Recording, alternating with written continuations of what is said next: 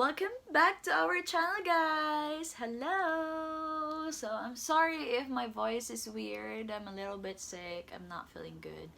Yeah, for today's video, I will be discussing how I filed for my report of marriage, and half of this video I will discuss the most questioned in my channel. So yeah, I will discuss that later on. But first, let's focus on report of marriage. Why do we have to report our marriage? If you got married outside Philippines, and if you were single in your country, let them know that you changed your status, you got married. So you can ask for a marriage certificate when you need it in Philippines, because they already have a record that you were married. So that's the most important thing. And after that, there is two way to report your marriage. It's walk-in or via mail.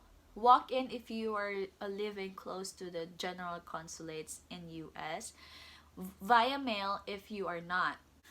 Sending your application via mail, is it okay? Yes, it is. It's totally okay. Most of the people applying for report of marriage is sending their application via mail. Why? It's because they have different consulates, and they have different jurisdiction consulates. They have in San Francisco, Los Angeles, Chicago in the middle, New York, and then Washington, D.C. So ours is, we are in Washington State, so we are in a part of this. So we are close to San Francisco. That's our general consulate. And then for those states close to Los Angeles and stuff like that, your jurisdiction general consulate is in Los Angeles. But for those people who are in Chicago, that is your jurisdiction state. So that is for the Chicago general consulate. And then New York, and then Washington, D.C. So you have to make sure before. Maybe they have same requirements, but they have different formats for their form, for the report of marriage form. So you have to make sure that you are in the right website, you are in the right jurisdiction. So if you are planning to report your marriage, make sure that you look for your state first. What is your jurisdiction general consulate? Is it in Los Angeles or San Francisco? So, and then after you figure that out, you can visit their website. You can see the requirements inside the website, the office hours, if you are reporting your marriage, reporting your birth, and travel permit or renewal of passport. You can see everything in their website. I will tell you the requirements for report of marriage. After you figured out if you decided to just send your application via mail, this is the process that you have to do. First, make a cover letter. Cover letter is always in our application. So I know you guys how to do that. And second is 5 original duly accomplished report of marriage form. Where can I get that form? It's in the website. You will see the link of form, and then you can download it.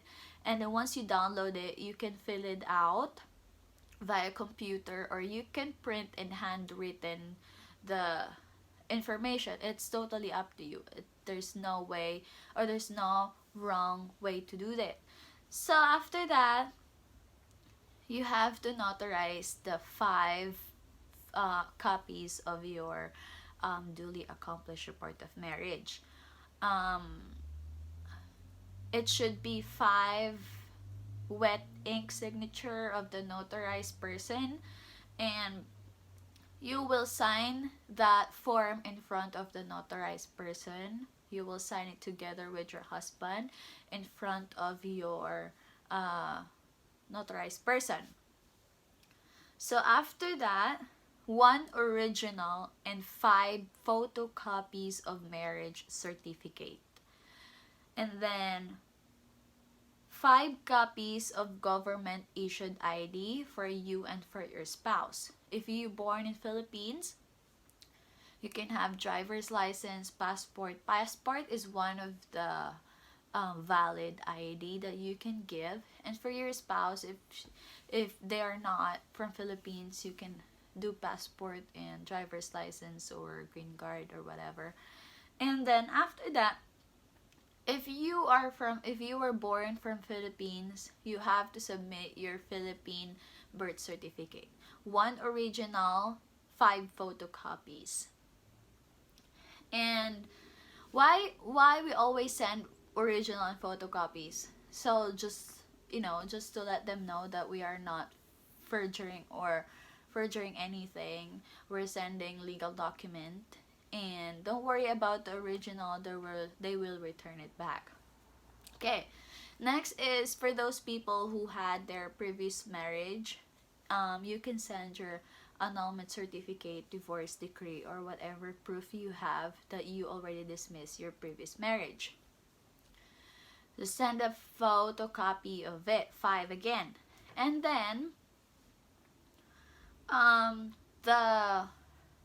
the consulate require us to file for our report of marriage before 1 year.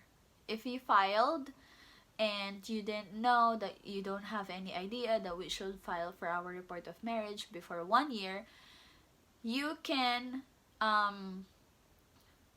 print or you can get the form affidavit of delayed registration of marriage. So for that form, I think you will put what is the reason why you did not report your marriage right away, and you have to notarize it again. And I think you need 5 again, and processing fee is $25. It's cheap. And what we did is we used post office. We bought a stamp for our return envelope.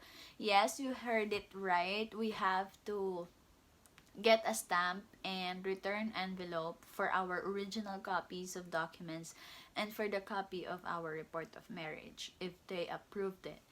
How long it will take after you send the application? It took us 2 weeks, I guess, or close to 2 weeks, because after 3 days they called me and asked for my copy of visa. So I send it. So it takes a little bit of delay. So yeah, I think close to 2 weeks. It's just easy application. And yeah, easy process. And I think if you wanted to walk in, you have to have an appointment in the general consulate if you're gonna do that. So yeah, and that is the requirements for report of marriage. And guys, this is for the people who always asking me about the J1 visa and how I applied for a K1 visa. So the most question in my channel is, did you stay for 2 years in Philippines after your J1 visa? Because in internship or J1 visas, sometimes there is 2 years residency in Philippines after your J1. But I'm clarifying it that you don't have to stay in Philippines for 2 years after your J1 internship if you have this annotation in your passport, in your J1 visa passport, that saying barrier is not subject to section 212E. So if you have that annotation, you don't have any problem. You can apply for a K1 visa right away. When you get home, there is no residency or required residency in Philippines. I understand that, guys, because we were thinking about that before when we are still in J1 visa, that we have to stay in Philippines for 2 years and stuff like that. We cannot go anywhere.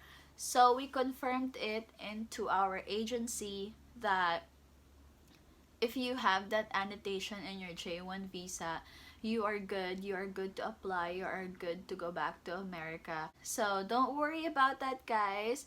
I hope that I help you out. I am so happy that I can help, and I know the process is stressful, but I know it's worth it by the end of the time. I wanted to let you guys know that I am in process of my adjustment of status, so that's the reason why I haven't made a adjustment of status video, because I'm still in the middle of the process. So I don't want to give any updates yet, because I wanted to finish the whole process before I walk you through that process. So I wanted to have all the experience for the process before sharing. Thank you guys for watching and supporting our video, our channel. For those who are new to our channel, don't forget to hit that subscribe button to join the family. And don't forget to ring that notification bell for new videos. My husband and I wanted to thank you for supporting our growing family, and I hope you guys still support us. And I really appreciate your support. Thank you. Bye bye.